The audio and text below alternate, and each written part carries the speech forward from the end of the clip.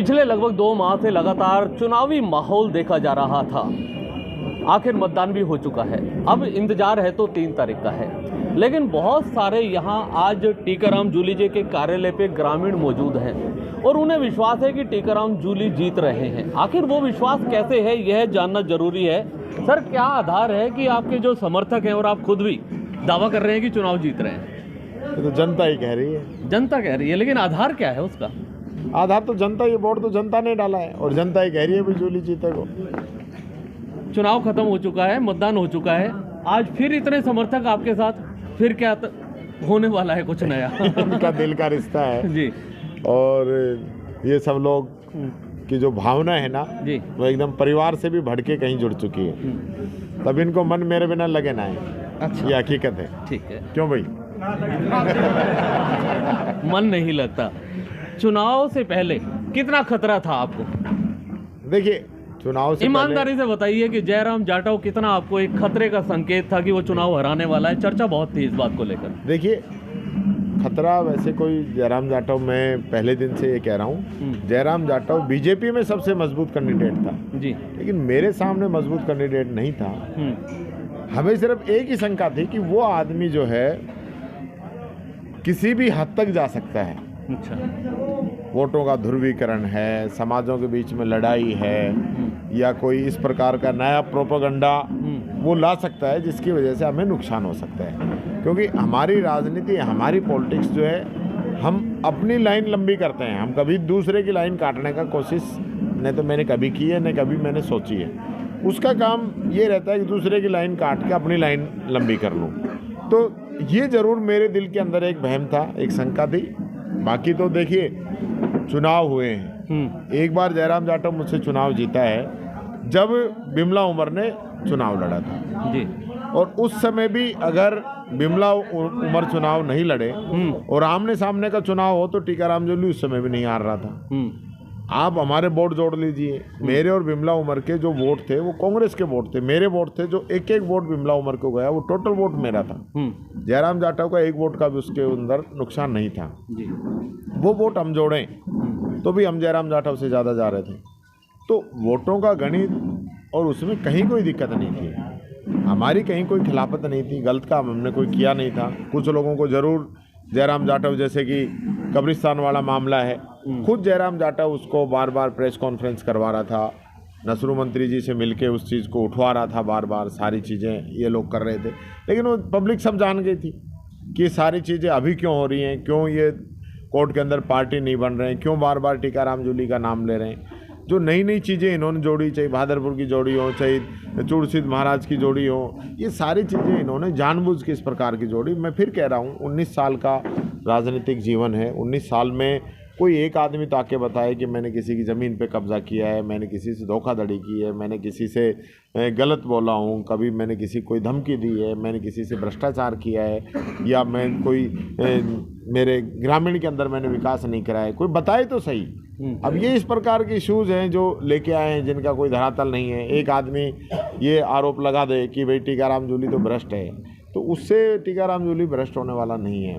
मेरा कब्रिस्तान से कोई लेना देना नहीं, मेरा कोई एग्रीमेंट नहीं, मैं कोई वो ज़मीन देखी नहीं, मैं कभी गया नहीं, मेरा कोई मतलब नहीं। खुद इन लोगों ने उसको जानबूझ के जिस प्रकार से ये मामले को बनाया और इसको चुनाव तक ही खींच के लेके आए, जबकि पब्लिक सारा जानती थी। पब्लिक, अब जो लोग कभी कब्रिस्तान गए ही नहीं चमेली बाग में, वो लोग भी, क्योंकि कोई भी बात हो, मंदिर है, मस्जिद है, शमशान है, कब्रिस्तान है, या कोई उनका लोक देवता है, या कोई समाज का बड़ा लीडर है, उनसे भावनाएं जुड़ के रहती हैं। आज कोई अंबेडकर जी के बारे में कुछ कह दे या कोई बात कर दे तो तुरंत ऐसी समाज नाराज़ होगा। आज कोई हमारे महर्षि वाल्मीकि के लिए जो कोई कुछ कह दे तो वाल्मीकि समाज नाराज़ होगा।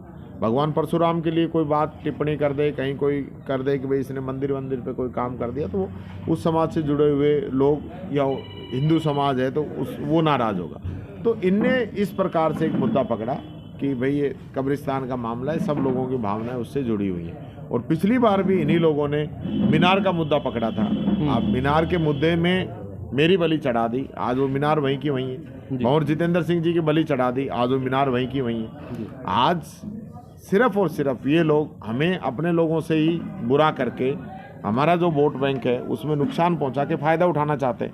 आज बीजेपी ने ये मुद्दा उठाया था, आज 5 साल बीजेपी की सरकार रही हमारे हारने के बाद में, फिर इन्होंने मीनार क्यों नहीं बनाई जी, फिर मीनार को क्यों इन्होंने रुकवा के रखा। आज कब्रिस्तान की जहाँ तक बात है, आप कोर्ट है, कचहरी है, थाना है, तहसील है, सब जगह आप शिकायत कर सकते हैं। रिकॉर्ड को आप झुठला नहीं सकते, वो तो ऑनलाइन काम है, ऑन रिकॉर्ड काम है सारा। उसमें अगर किसी का एग्रीमेंट हुआ है तो भी तारीख है, नहीं हुआ है तो भी तारीख है, कब से किसका क्या है वो भी तारीख है। उन सारी चीज़ों को इन लोगों ने जो गुमराह किया वो पब्लिक सब समझ गई और उस चीज़ का इनको कोई राजनीतिक फ़ायदा नहीं मिला। और यही जयराम की पूरी जो जयराम ने अपनी ताकत लगाई, अगर वो जनता के बीच में जाता तो मैं समझता हूँ उसको ये दिन नहीं देखना पड़ता। वो सिर्फ अहंकार और घमंड के अंदर 50,000 से तो नीचे नहीं आया कि 50,000 से जीत रहा हूँ। अरे जिताएगी जनता, चाहे वो 1 वोट से जिताए, 1000 से जिताए। तू अकेला कहाँ से ये हो गया कि मैं 50,000 से जीत रहा हूँ। आज मैं कह दूँ मैं तो लाख से जीतूंगा, मेरे कहने से नहीं होगा। जनता कहे कि हम टीकाराम जूली को लाख से जिताएंगे तो टीकाराम जूली लाख से जीतेगा। तो ये जो एक अहंकार था, ये सारी चीज़ें इनकी सब पब्लिक के सामने आ गई। आरोप प्रत्यारोप तो चलते ही रहते हैं। आरोप तो ये भी लगे थे कि जयराम जाटव की बेटी को आपने मैदान में उतारा। अब तो सच बता दो, चुनाव निकल गया। देखिए, मैं ये आपको ये कहना चाहूँगा जी, चुनाव कल 3 तारीख हो गई जी, 3 तारीख तक मैं कभी भी, कल शाम के 6 बजे जब पोलिंग हुई है तब तक मैंने तो जयराम की बेटी से, न उनके दामाद से, न उनके किसी परिवार से मेरी कोई बात नहीं हुई कभी भी जी।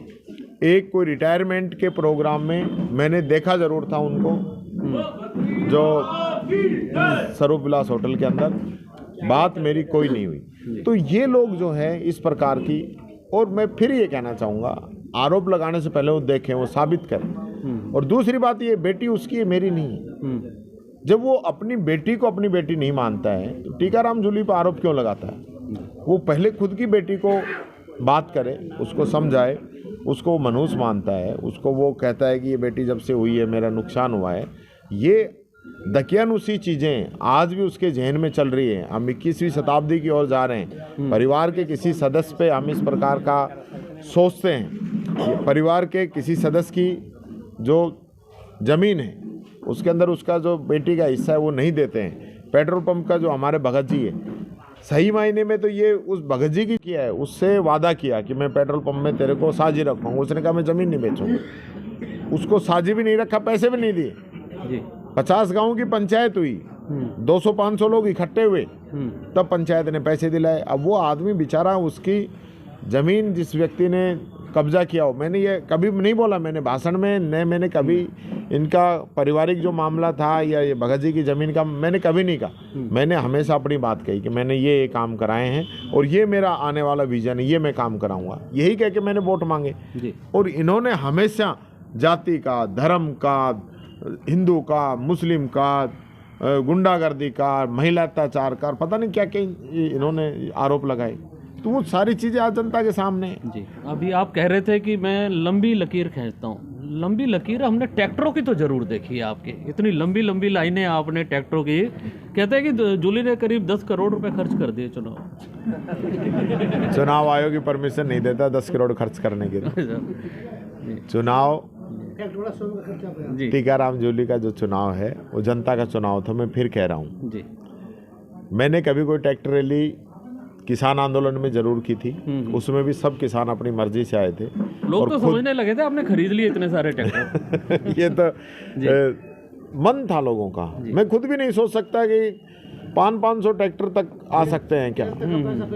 और वो खुद लोग जो है खुद घर से चला के ट्रैक्टरों को ले लेके आ रहे हैं, 4-4, 5-5 घंटे इंतजार कर रहे हैं और फिर वो ट्रैक्टर जो नारे लगाते हुए चल रहे हैं। देखिए, ये सारी चीज़ें मन से होती है। जयराम जाटव और बीजेपी के पास भी कोई पैसे की कमी नहीं है, वो भी तो ट्रैक्टर ला सकते थे। उन्होंने हमारी रैली देख के अगले दिन खुद की रैली प्लान कर दी। जो जोश, जो संख्या मेरी रैली के अंदर थी उसके 10वें हिस्से की संख्या इनकी रैली के अंदर रही। तो लोग तो ये भी ला सकते थे ना, कार्यकर्ता तो इनके भी थे, पैसे तो इनके भी थे, लाए तो सही। चलिए अब आखिरी ये भाड़े के मजदूर कितने वोटों से जीत रहे हो? वो तो जनता ही बताएगी, मैं तो पहले दिन से कह रहा हूँ, जनता बताएगी। जीत निश्चित है, 100% जीत निश्चित है। जनता ने तय कर दिया है, जनता के चेहरे बता रहे हैं, जनता की मुस्कान कल भी बता कहा रही था है। चेहरा तो कुछ आपका भी बोल रहा है। ये सब जनता का प्यार है। मैं तो ये कहना चाहूँगा, ये जनता माता ने मुझे बहुत कुछ दिया है, बहुत कुछ दिया है, जितना मैंने कभी सोचा नहीं था उतना दिया है। और अब तो मैंने तो यही सोच लिया था कि जो प्राप्त है वही पर्याप्त, वही पर्याप्त। उससे ज़्यादा की कोई, यानी न मैंने कभी मंत्री बनने की सोची, न कभी एमएलए बनने की सोची, न कभी राजनीति में आने की सोची। मैं तो अच्छा खासा अपना बिजनेस करता था, पत्थर बेचता था, आराम से फटकार के सोता था। वहाँ से यहाँ तक ले आए और यहाँ भी खूब मेरे को यहाँ तक मान सम्मान नाम दिया, तो उससे ज़्यादा आदमी की इच्छाएं तो कभी पूरी होती नहीं। आज नई नई महत्वाकांक्षाएं इंसान के पैदा होती हैं, लेकिन मैं ये कहना चाहूँगा, मैंने विधायक बनने की नहीं सोची, मैं विधायक बना। मैंने मंत्री बनने की नहीं सोची, मैं मंत्री बना।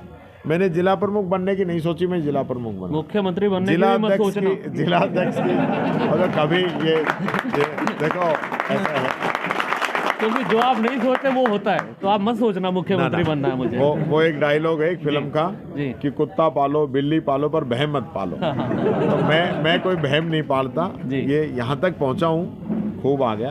अब देखिए, आदमी ये सोचे कि मैं ये वो कुछ नहीं। आज भी मैं मुख्यमंत्री का सबसे करीबी रहा, नज़दीकी रहा, तो मुख्यमंत्री हम ही हैं। आज भंवर जितेंद्र सिंह जी का जो आशीर्वाद मिला है तो मुख्यमंत्री हम ही हैं। आज प्रधानमंत्री के बीच में एक सीढ़ी हमारे पास हो और मुख्यमंत्री जी के साथ ही हम हो, तो इससे बड़ा तो राजनीतिक कद कोई हो नहीं सकता। आदमी, मैं फिर कहता हूँ, महत्वाकांक्षा तो पूरी होती नहीं, सब कुछ दे दिया, इससे ज़्यादा न तो पार्टी दे सकती न जनता दे सकती, बहुत कुछ दिया। Thank you.